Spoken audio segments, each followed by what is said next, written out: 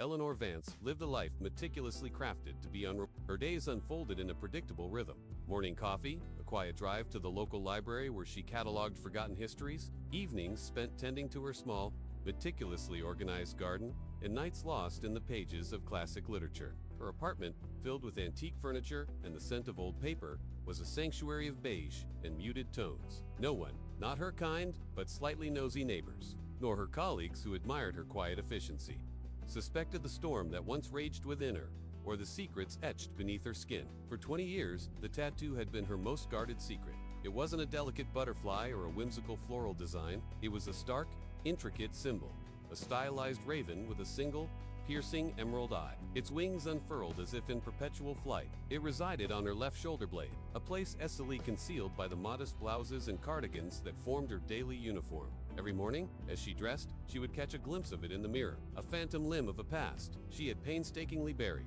The raven was the mark of the Nightingales, an elite, clandestine unit of operatives, so deep undercover, so untraceable, they were whispered about only as ghost operatives. Eleanor, or rather, Nightingale 7 had been one of their best.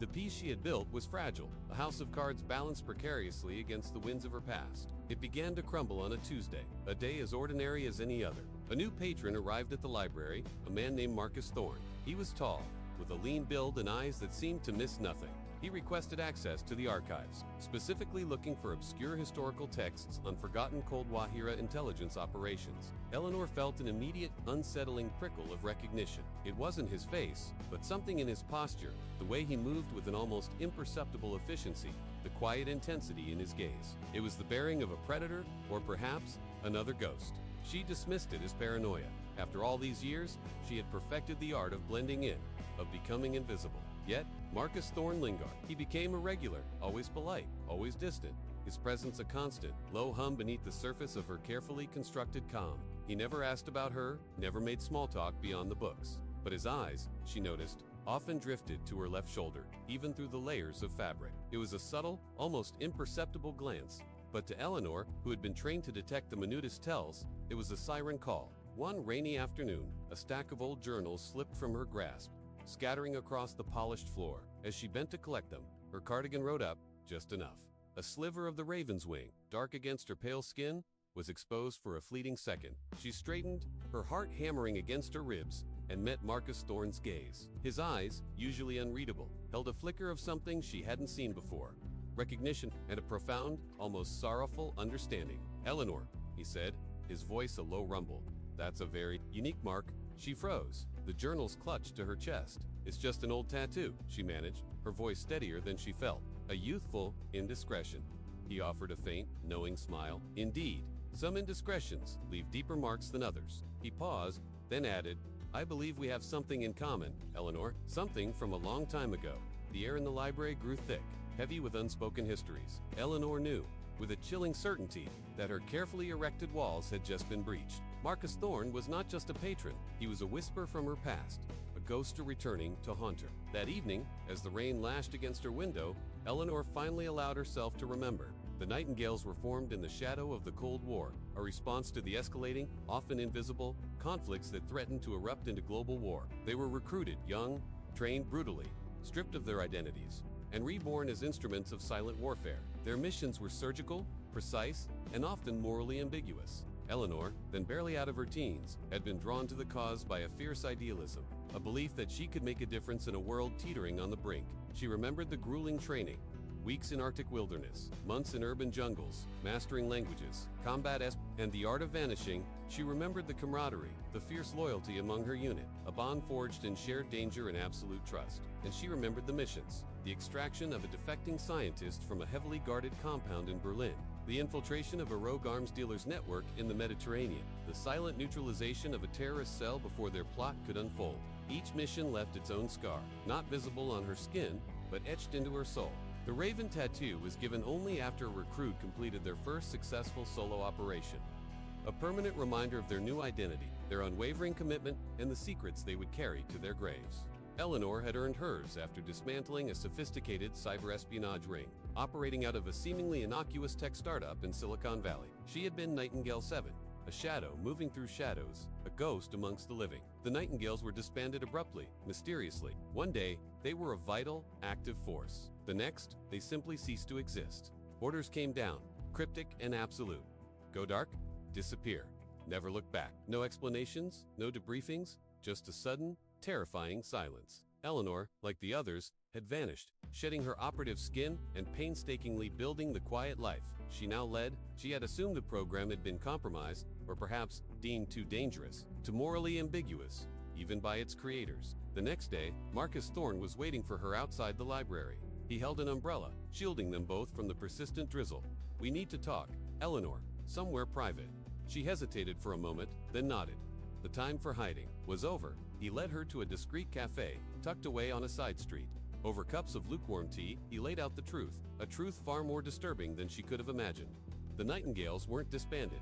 "Eleanor," he began, his voice low, his eyes scanning the room constantly. "We were betrayed. Our identities, our methods, our safe houses, everything was leaked to a hostile entity, a shadow organization, even more elusive than we were. They called themselves the Obsidian Hand." Eleanor felt a cold dread creep up her spine. But who? Why? "A mole," Marcus explained, his jaw tight, deep within our own command structure. "Someone who believed the Nightingales had become too powerful, too autonomous. They saw us as a threat, a loose cannon. They wanted us eliminated, our knowledge contained, our existence erased. And you survived," she whispered, the enormity of it settling upon her. "A few of us did," he confirmed. "Those of us who were on deep cover missions, isolated from the main network. I was Nightingale 3. I was in Siberia, tracking a bioweapons threat, when the silence fell. It took me years to piece together what happened, to find fragments of the truth." He pulled out a worn, laminated photograph from his wallet. It showed a group of young, intense faces, all bearing the Raven tattoo. Eleanor recognized herself, younger, harder, standing beside a man with a mischievous grin, Nightingale 5, her closest friend, a master of disguise. And then, her gaze fell upon another face, one that made her blood run cold. It was their handler, the man who had recruited them, trained them, and given them their missions, Director Thorne, Marcus's father. "My father was the mole," Marcus said, his voice devoid of emotion, a testament to years of processing this devastating truth. "He believed he was doing the right thing, preventing a global catastrophe. He thought we were too dangerous, too unpredictable. He sacrificed us for what he believed was the greater good." Eleanor stared at the photograph. The betrayal, a bitter taste in her mouth, and the Obsidian Hand. "Are they still active?" "More than ever," Marcus replied grimly. "They've been consolidating power, operating in the shadows, manipulating global events. They're behind several recent accidents, natural disasters, and unexplained disappearances that have been dismissed by the public. They're building something, Eleanor, something far more sinister than anything we faced before." He leaned forward, his eyes locking onto hers. "I've been tracking them for years. I've found others, a few scattered Nightingales who survived. I've been working in the dark, trying to stop them, but we're running out of time. They're about to make their move, a major one, and we need Nightingale 7. The request hung in the air, heavy with the weight of 2 decades of suppressed memories. Eleanor had built a life of peace, of anonymity. She had found solace in the quiet hum of the library, the predictable rhythm of her days. The thought of returning to the shadows, to the violence and moral compromises of her past, filled her with a profound weariness. "I'm not that person anymore, Marcus," she said, her voice barely a whisper. "I'm Eleanor Vance, a librarian. My fighting days are over." "No, they're not," he countered, his voice firm but not unkind. "That tattoo isn't just a mark, Eleanor. It's a promise, a part of you that never truly died. The world needs Nightingale 7, now more than ever." He then revealed the specifics of the Obsidian Hand's plan. They intended to trigger a series of coordinated cyber attacks on critical infrastructure systems across the globe, plunging major cities into chaos, crippling economies, and creating a power vacuum they intended to fill. The target date was less than a week away. Eleanor listened, her mind racing. The librarian persona slowly peeling away, revealing the sharp, analytical mind of Nightingale 7 beneath. The details were chillingly precise, the scale of the threat immense. She thought of the innocent people whose lives would be shattered, the libraries that would burn, the histories that would be lost. The quiet life she had built seemed insignificant. In the face of such impending devastation, she looked down at her left arm, covered by her sleeve, feeling the phantom weight of the Raven. It pulsed, a silent reminder of who she truly was, what she was capable of. The idealism that had drawn her to the Nightingales all those years ago, though dormant, was not dead. "What do you need me to do?" she finally asked, her voice steady, the weariness replaced by a familiar resolve. A flicker of relief crossed Marcus's face. We have a lead on their central server, the hub of their operation. It's located in an old, abandoned research facility in the remote mountains of Nevada, inaccessible, heavily guarded. We need someone to get inside, disable the system, and retrieve their data.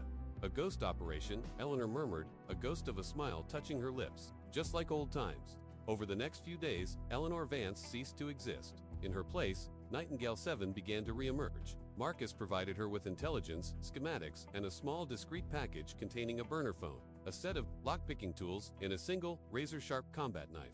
She spent hours in her apartment, no longer reading, but studying maps, memorizing layouts, and practicing the silent, fluid movements that had once been second nature. Her muscles, though older, remembered. Her mind, though dulled by years of peace, sharpened with each passing hour.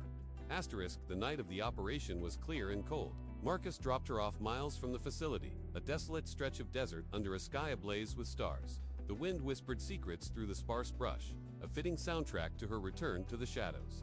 She moved with a practiced stealth, her senses heightened, every rustle of leaves, every distant sound, a potential threat or opportunity. The facility was a fortress, just as Marcus had described. High walls, electrified fences, motion sensors, and armed patrols. But Eleanor had been trained to bypass the impossible. She navigated the perimeter with the grace of a phantom, disarming sensors, scaling walls, and slipping through laser grids. With an almost supernatural ease, the raven on her shoulder felt like a beacon, a burning ember guiding her through the darkness. Inside, the facility was a labyrinth of dimly lit corridors and sterile laboratories. She moved through it like a whisper, a shadow within shadows, avoiding cameras and guards with an instinct born of years of survival. She recalled the faces of her fallen comrades, the ones who hadn't made it out, their memories fueling her resolve. This wasn't just about stopping the Obsidian Hand, it was about honoring their sacrifice. She reached the central server room, a massive humming chamber filled with blinking lights and the low thrum of powerful machines. 2 armed guards stood by the reinforced door. Eleanor took a deep breath, her eyes scanning the environment, identifying weaknesses, planning her approach. She was no longer a librarian. She was Nightingale 7, a weapon honed by years of silent warfare. The confrontation was swift and brutal. She moved with a blur of motion, a silent whirlwind of calculated strikes. The guards, caught off guard, fell quickly, efficiently. There was no hesitation, no remorse, only the cold, hard precision of a ghost operative doing what needed to be done. She accessed the server, her fingers flying across the keyboard, inputting complex commands, bypassing firewalls and decrypting layers of security. The data flowed, a torrent of incriminating evidence, plans, and identities. As the download progressed, she planted a series of logic bombs, designed to corrupt their systems and leave them inoperable. Just as the final byte transferred, an alarm blared, piercing the silence. She had been detected. Footsteps pounded down, the corridor shouts echoing through the facility. The Obsidian Hand knew she was there. Eleanor grabbed the encrypted drive and turned, her combat knife gleaming in the dim light. A squad of heavily armed operatives burst into the room, their weapons raised. She met their gaze, her emerald eyes, once so soft and kind, now burning with a fierce, cold fire. Nightingale 7, one of them sneered, recognizing the mark on her shoulder, now fully exposed as her top had been torn during the scuffle. "We thought you were dead. Reports of my death have been greatly exaggerated," she replied, her voice calm, almost serene. Despite the chaos erupting around her, the ensuing battle was a symphony of controlled violence. Eleanor moved with a deadly grace, a dance of evasion and counterattack. She disarmed, incapacitated, and neutralized with a chilling efficiency. Her years of training resurfacing with terrifying clarity. She was outnumbered, but she was Nightingale 7, and they had underestimated her. She fought her way out of the server room, through the corridors, and eventually, back into the cold desert night. She was bruised, bleeding, but alive. The encrypted doctor clutched tightly in her hand. Marcus was waiting, a dark silhouette against the pre-dawn sky. "You made it," he said, relief evident in his voice. "Did you ever doubt it?" She retorted, a hint of her old sarcasm returning. They drove in silence, the desert stretching endlessly around them. The sun began to paint the horizon with hues of orange and purple, casting long shadows across the landscape. Eleanor felt the exhaustion deep in her bones, but also a strange sense of exhilaration, a grim satisfaction. She had faced her past, embraced the ghost within, and emerged victorious. The data on the drive provided Marcus and the remaining Nightingales with the intel they needed to dismantle the Obsidian Hand's network, piece by piece. Over the following weeks, news reports hinted at a series of unrelated arrests, unexplained financial collapses, and sudden resignations of powerful figures across the globe. The coordinated cyberattack never materialized. The world remained blissfully unaware of the silent war that had been fought in its shadows. and the ghost operative who had saved it. Eleanor Vance returned to her quiet life, to her library, her garden, and her books. The beige and muted tones of her apartment once again became her sanctuary, but something had changed. The meticulously crafted facade of unremarkableness had cracked, revealing the steel beneath. She still wore her modest blouses and cardigans, still concealed the raven on her shoulder.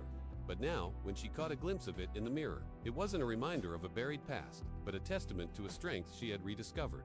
Marcus Thorne remained in contact, a silent guardian, a fellow ghost. They would meet occasionally, exchanging cryptic updates, sharing the burden of their shared history. The world might never know of the Nightingales or the sacrifices they made, but Eleanor knew. And that was enough. She was still Eleanor Vance, the librarian, but she was also Nightingale 7, the ghost operative. The tattoo she had hidden for years was no longer a secret burden, but a quiet badge of honor, a symbol of the war she had fought, and the peace she had earned. And in the quiet moments, when the library was empty and the scent of old paper filled the air, she knew, with a certainty that settled deep in her soul, that should the world ever need a ghost again, Nightingale 7 would answer the call. Her quiet life was a choice, not a prison, and the raven on her shoulder was a silent promise of her unwavering vigilance.